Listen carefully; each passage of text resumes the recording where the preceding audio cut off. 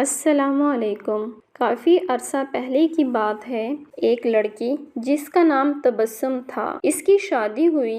وہ سسرال میں اپنے شوہر اور ساس کے ساتھ رہتی تھی۔ بہت کم وقت میں ہی تبسم کو یہ اندازہ ہو چکا تھا کہ وہ اپنی ساس کے ساتھ نہیں رہ سکتی۔ ان دونوں کی شخصیت بالکل مختلف تھی اور تبسم اپنی ساس کی بہت ساری عادتوں سے پریشان تھی۔ اس کی ساس ہر وقت تبسم پر طنز کرتی رہتی تھی، جو اسے بہت ناگوار گزرتا تھا۔ آہستہ آہستہ دن اور پھر ہفتے بیت گئے، لیکن تبسم اور اس کی ساس کی تکرار ختم نہ ہوئی۔ ان تمام نااتفاقیوں نے گھر کا ماحول بہت خراب کر دیا تھا، جس کی وجہ سے تبسم کا شوہر بہت پریشان رہتا تھا۔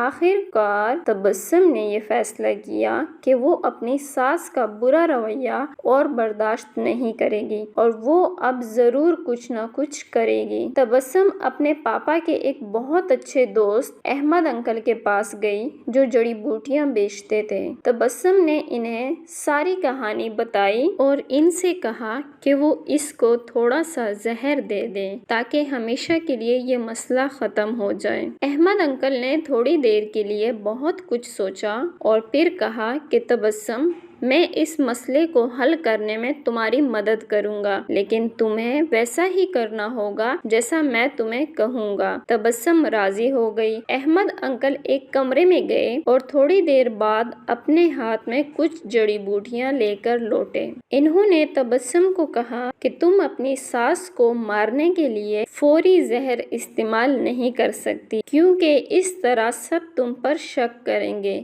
اس لیے میں تمہیں یہ جڑی بوٹیاں دے رہا ہوں، یہ آہستہ آہستہ ان کے جسم میں زہر پلائے گی۔ ہر روز تم کچھ اچھا پکانا اور پھر انہیں کھانا دیتے وقت اس میں یہ جڑی بوٹیاں ڈال دینا۔ اور ہاں، اگر تم چاہتی ہو کہ کوئی تم پر شک نہ کرے کہ تم نے انہیں مارا ہے، تو تمہیں یہ خیال رکھنا ہوگا کہ تمہارا رویہ ان کے ساتھ بہت دوستانہ ہو۔ ان سے لڑائی مت کرنا، ہر بات ماننا اور ان کے ساتھ ایک ملکہ کی طرح برتاؤ کرنا۔ تبسم یہ سب سن کر بہت خوش ہوئی۔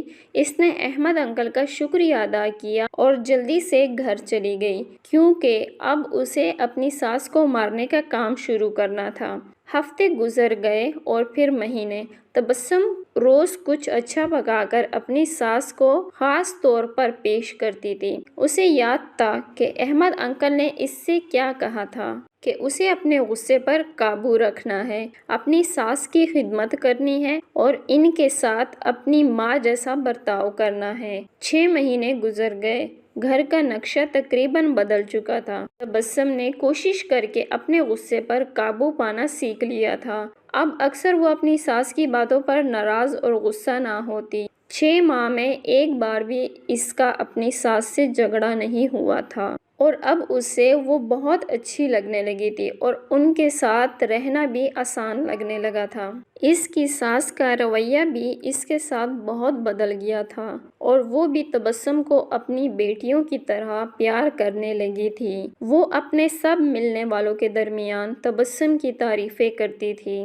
تبسم اور اس کی ساس دونوں اب ایک دوسرے کو ماں بیٹی کی طرح سمجھنے لگی تھی۔ تبسم کا شوہر بھی یہ سب دیکھ کر بہت خوش تھا۔ ایک دن تبسم پھر احمد انکل کے پاس گئی۔ ان سے کہنے لگی کہ آپ مجھے طریقہ بتائیں کہ کیسے میں اپنی ساس کو اس زہر سے بچاؤں جو میں نے انہیں دیا ہے۔ وہ بہت بدل گئی ہے، میں ان سے بہت پیار کرتی ہوں اور میں نہیں چاہتی کہ وہ اس زہر کی وجہ سے مر جائے جو میں نے انہیں دیا ہے۔ احمد انکل مسکرائے اور کہنے لگے کہ تمہیں ڈرنے کی ضرورت نہیں، میں نے تمہیں زہر نہیں دیا تھا، بلکہ جو جڑی بوٹیاں میں نے تمہیں دی تھی وہ وٹامن کی تھی تاکہ ان کی صحت بہتر ہو جائے۔ زہر صرف تمہارے دماغ میں اور تمہارے رویے میں تھا، لیکن وہ سب تم نے اپنے پیار سے ختم کر دیا۔ نتیجہ، اگر ہم اپنے رویوں اور اخلاق اور سوچ کو درست کر لیں تو کئی پریشانیاں، بدگمانیاں اور اپنے آپ پر یا کسی دوسرے پر ظلم اور زیادتی کرنے سے بچ سکتے ہیں۔